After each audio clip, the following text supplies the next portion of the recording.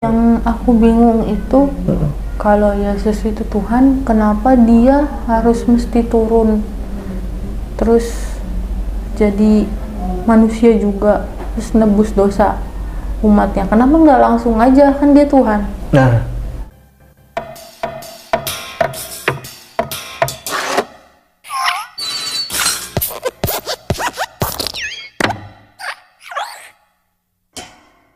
Shalom saudaraku, di video kali ini kita akan membahas ada video short dari Ipung Atria yang dituliskan dengan judul Semakin Meneliti Yesus, Semakin Masuk Islam. Waduh, lawakan apa lagi nih ya?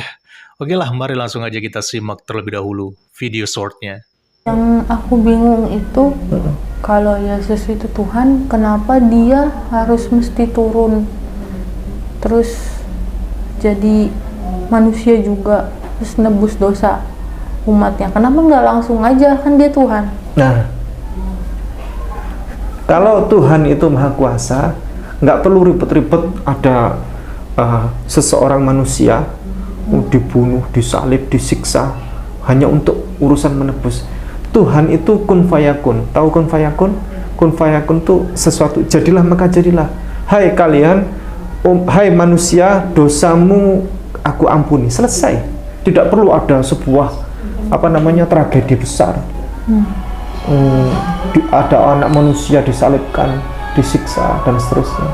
Sebenarnya ini pertanyaan yang wajar dan normal-normal aja ya, tapi bagi orang yang nggak mengerti dan juga nggak memahami akan kitab suci Bible, ya akhirnya jadi mudah disesatkan seperti mualaf dalam video yang sudah disesatkan oleh Ipung Atria, karena mungkin selama dia menjadi Kristen, kurang baca dan juga kurang belajar Alkitab. Ya, walaupun di samping daripada itu, pasti dia punya motivasi lain untuk menjadi mualaf. Itu sudah pasti, tidak mungkin tidak. Baik, langsung aja kita akan luruskan ya. Jadi ada beberapa poin inti dari video yang sudah kita lihat tadi. Yang pertama, pertanyaan dari perempuan yang mualaf ini ya, teman-teman.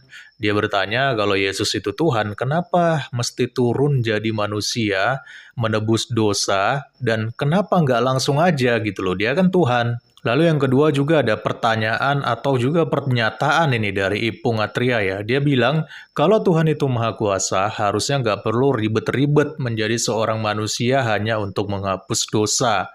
Tuhan itu kan katanya tinggal kun fayakun aja gitu ya. Tinggal mengatakan, hai manusia, dosamu aku hapuskan, beres. Jadi nggak perlu harus ada anak manusia disalibkan. Itu menurut Ipung Atria. Baik, kita akan luruskan teman-teman. Pertama-tama kita harus tahu dulu ya, bahwa jauh sebelum Allah melalui inkarnasi Yesus Kristus datang ke dunia, yaitu ketika peristiwa manusia jatuh dalam dosa karena digoda oleh iblis yang tercatat dalam Kejadian 3:15, Tuhan sendiri sudah menjanjikan bahwa keturunan perempuan itu akan meremukkan kepala si ular, yang dalam hal ini bicara tentang si iblis ya.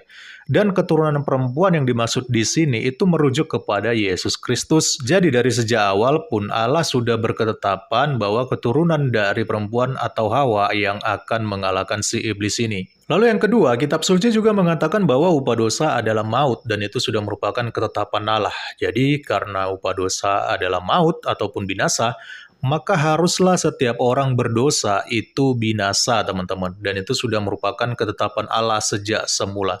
Jadi di sini keadilan Allah itu harus ditegakkan terhadap kita yang sudah berdosa ini. Nggak bisa nggak ditegakkan, karena itu sudah merupakan ketetapan Allah. Dan kalau Allah nggak menetapkan hal itu, maka Allah bukanlah Allah yang konsisten dengan ketetapannya. Tetapi di satu sisi yang lain, Allah yang dipercayai oleh orang Kristen bukan hanya merupakan Allah yang adil dan juga konsisten, tetapi juga dikenal sebagai Allah yang penuh kasih terhadap manusia ciptaannya. Jadi satu sisi Allah harus menghukum manusia yang berdosa, tetapi di sisi lain ia juga mengasihi manusia ciptaannya agar tidak binasa karena hukuman yang sudah ditetapkan oleh Allah. Oleh karena itulah Allah membuat suatu tindakan bagaimana caranya supaya keadilan dan juga kasihnya itu bisa terjadi secara bersama-sama terhadap manusia yang sudah berdosa ini. Dan solusi yang terjadi adalah Allah mengutus anaknya yang tunggal, yaitu Yesus Kristus, untuk menjadi korban tebusan, menggantikan hukuman manusia berdosa, sekaligus memberikan kasih karunia berupa anugerah keselamatan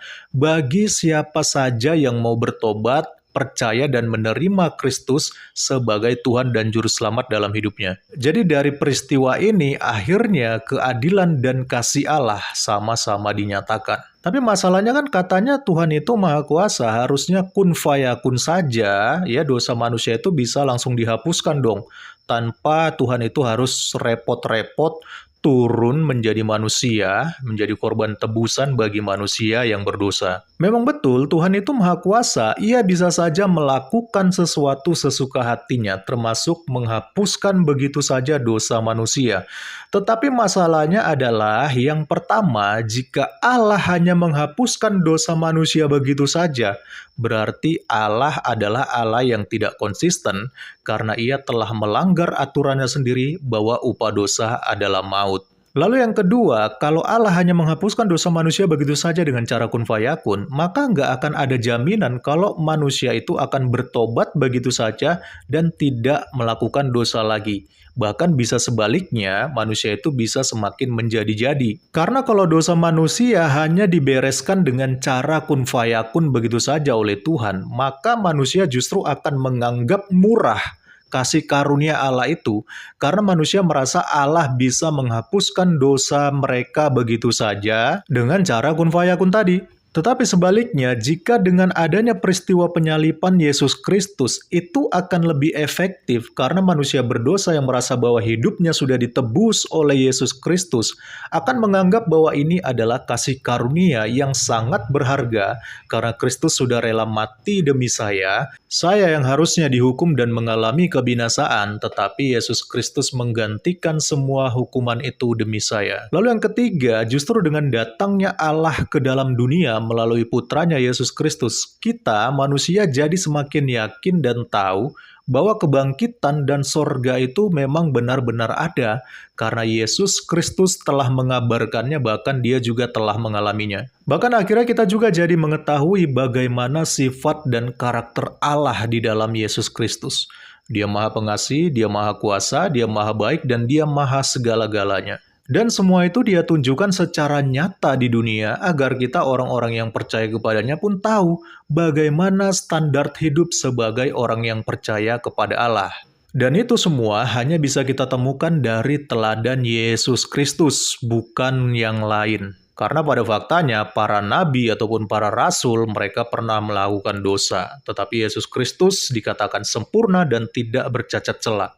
Di luar Kristus, manusia akan buta dan tidak tahu arah bagaimana mereka harus hidup, karena hanya Yesus sajalah satu-satunya teladan yang sempurna. Jadi ini bukan sekedar persoalan Allah kok repot-repot sih turun ke dunia, tetapi semua ini memang harus dilakukan agar manusia menyadari beberapa hal penting. Yang pertama, Allah itu konsisten dengan ketetapannya. Yang kedua, Allah itu adil sekaligus kasih. Yang ketiga, Allah itu ingin menunjukkan teladan hidup bagi kita lewat Yesus Kristus yang merupakan inkarnasi dari Allah itu sendiri. Kesimpulannya teman-teman, di luar Kristus kita hanya akan hidup secara samar-samar dan tidak akan ada kepastian.